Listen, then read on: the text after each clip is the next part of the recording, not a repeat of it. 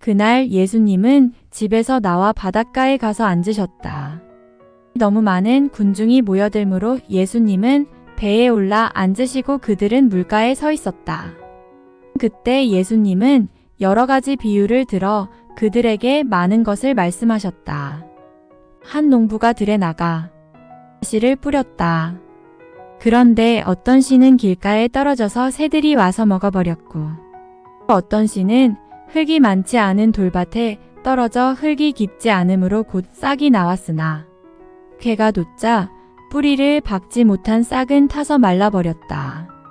또 어떤 씨는 가시덤불에 떨어졌는데 가시나무가 자라 그 기운을 막았다. 그러나 어떤 씨는 좋은 땅에 떨어져 100배, 60배, 30배의 열매를 맺었다. 여기 있는 사람은 잘 들어라. 제자들이 예수님께 와서 저 사람들에게는 왜 비유로 말씀하십니까? 하고 묻자 예수님은 이렇게 대답하셨다. 너희에게는 하늘나라의 비밀을 아는 것이 허락되었으나 저 사람들에게는 허락되지 않았다. 있는 사람에게는 더 주어 넘치게 하고 없는 사람은 가진 것까지도 빼앗길 것이다. 저들은 보아도 알지 못하고 들어도 깨닫지 못함으로 나는 저들에게 비유로 말한다. 그래서 다음과 같은 이사야의 예언은 저들에게 꼭 들어맞는 말이다. 너희는 계속 들어도 깨닫지 못하고 계속 보아도 알지 못한다. 이 백성은 마음이 둔해졌고 귀는 먹었으며 눈까지 멀었다. 그렇지 않으면 그들이 눈으로 보고 귀로 듣고 마음으로 깨달아 돌아와서 나에게 고침을 받을지도 모른다. 그러나 너희는 눈으로 보고 귀로 들을 수 있으니 행복하다. 내가 분명히 말한다. 많은 예언자들과 의로운 사람들이 너희가 보는 것을 보고 싶어 했으나 보지 못하였고 너희가 듣는 것을 듣고 싶어 했으나 듣지 못하였다. 너희는 씨 뿌리는 사람에 대한 비유의 뜻을 들어보아라. 누구든지 하늘나라의 말씀을 듣고도 깨닫지 못하면 사탄이 와서 그 마음에 뿌려진 것을 빼앗아 가버린다. 이런 사람은 길가에 떨어진 씨와 같은 사람이다. 그리고 돌밭에 떨어진 씨는 말씀을 들을 때 기뻐하며 즉시 받아들이지만 그것을 마음속 깊이 간직하지 못하고 잠시 견디다가 그 말씀 때문에 고통이나 핍박이 오면 곧 넘어지는 사람이다. 또 가시덤불 속에 떨어진 씨는 말씀은 듣지만 이 세상 걱정과 재물에 대한 유혹 때문에 말씀대로 생활하지 못하는 사람을 말한다. 그러나 좋은 땅에 뿌려진 씨는 말씀을 듣고 깨닫는 사람을 가리킨다. 그런 사람은 100배, 60배 또는 30배의 열매를 맺는다. 예수님은 또 다른 비유를 들어 그들에게 말씀하셨다. 하늘나라는 자기 밭에 좋은 씨앗을 뿌린 사람에 비할 수 있다. 사람들이 다 잠들었을 때 원수가 와서 밀밭에 독보리를 덧뿌리고 갔다. 밀이 싹 터서 자랄 때 독보리도 함께 자라는 것을 보고 종들이 주인에게 와서 주인님, 밭에 좋은 씨앗을 뿌리지 않았습니까? 그런데 독보리가 어디서 생겨났습니까? 하고 물었다. 그러자 주인은 원수가 이런 짓을 했구나 하고 대답하였다. 종들이 그러면 우리가 가서 독보리를 뽑아 버릴까요? 하고 다시 묻자. 주인은 이렇게 말하였다. 아니다. 독보리를 뽑다가 밀까지 뽑을까 걱정된다.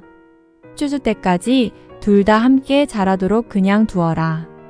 추수 때에 내가 추수꾼들에게 먼저 독보리를 뽑아 단으로 묶어서 불태워 버리고 밀은 내 곳간에 모아 드리게 하겠다. 예수님은 또 다른 비유로 그들에게 말씀하셨다. 하늘나라는 어떤 사람이 자기 밭에 갖다 심은 겨자씨 한 알과 같다. 그것은 씨앗 중에 가장 작은 것이지만 모든 채소보다 더 크게 자라나 나무처럼 되어서 새들이 날아와 그 가지에 깃들인다. 예수님은 또 다른 비유를 말씀하셨다. 하늘나라는 어떤 여자가 한 포대의 밀가루에 섞어 전부 부풀게 한 누룩과 같다. 예수님은 군중에게 이 모든 것을 비유로만 말씀하시고 비유가 아니면 아무것도 말씀하지 않으셨다. 이것은 다음과 같은 예언자의 예언을 이루기 위해서였다. 내가 비유를 들어 세상이 창조될 때부터 감추어진 것을 말하겠다. 그 후 예수님이 군중과 헤어져 집에 들어가 있을 때 제자들이 와서 밭의 독보리 비유를 자세히 설명해 주십시오 하였다. 그래서 예수님은 그들에게 이렇게 대답하셨다. 좋은 씨를 뿌리는 농부는 나 그리스도이며 내 밭은 세상이다. 그리고 좋은 씨앗은 하늘나라에 속한 사람들이고 독보리는 악한 자에게 속한 사람들이다. 독보리를 뿌린 원수는 마귀이며 추수 때는 세상 끝날이고 추수꾼은 천사들이다. 그러므로 독보리를 뽑아 불에 태우듯 세상 끝날에도 그렇게 할 것이다. 내가 천사들을 보내겠다. 그들은 죄짓게 하는 모든 사람과 악을 행하는 사람들을 내 나라에서 모두 추려내어 불구덩이에 던져 넣을 것이다. 그러면 그 사람들이 거기서 통곡하며 이를 갈 것이다. 그때 의로운 사람들은 아버지의 나라에서 해같이 빛날 것이다. 귀 있는 사람은 잘 들어라. 하늘나라는 밭에 숨겨진 보물과 같다. 사람이 그것을 발견하면 다시 감추어 두고 기뻐하며 돌아가 가진 것을 다 팔아서 그 밭을 산다. 또 하늘나라는 아름다운 진주를 구하는 장사꾼과 같다. 그가 아주 값진 진주 하나를 발견하고 가서 가진 것을 모두 팔아 그 진주를 샀다. 또 하늘나라는 바다에 던져 여러 종류의 물고기를 모으는 그물과 같다. 그물에 고기가 가득 차면 물가로 끌어내어 앉아서 좋은 것은 골라 그릇에 담고 나쁜 것은 버린다. 세상 끝날에도 이렇게 할 것이다. 천사들이 와서 의로운 사람들 가운데서 악한 사람들을 가려내어 불구덩이에 던져 넣을 것이다. 그러면 그들이 거기서 통곡하며 이를 갈 것이다. 말씀을 마치시고 예수님이 그들에게 이 모든 것을 이제 알겠느냐? 하고 물으시자 제자들은 예, 알겠습니다. 하고 대답하였다. 그러자 예수님은 그들에게 그러므로 하늘나라의 가르침을 받은 율법학자는 마치 자기 곳간에서 새 것과 낡은 것을 꺼내는 집주인과 같다. 라고 하셨다. 예수님은 이 비유들을 다 말씀하시고 나서 그곳을 떠나 고향으로 가서 회당에서 가르치셨다. 사람들이 듣고 놀라 이 사람의 이런 지혜와 기적을 행하는 능력이 어디서 났느냐? 이 사람은 목수의 아들이 아니냐? 그의 어머니는 마리아이고 야고보와 요셉과 시몬과 유다는 그의 동생들이다. 그리고 그의 누이 동생들도 모두 우리와 함께 있지 않느냐? 그렇다면 이 사람은 이 모든 것을 어디서 얻었느냐?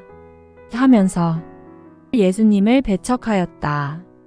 그러나 예수님은 그들에게 예언자는 자기 고향과 집안에서 존경을 받지 못한다 하시고 그들이 믿지 않으므로 거기서는 기적을 많이 베풀지 않으셨다.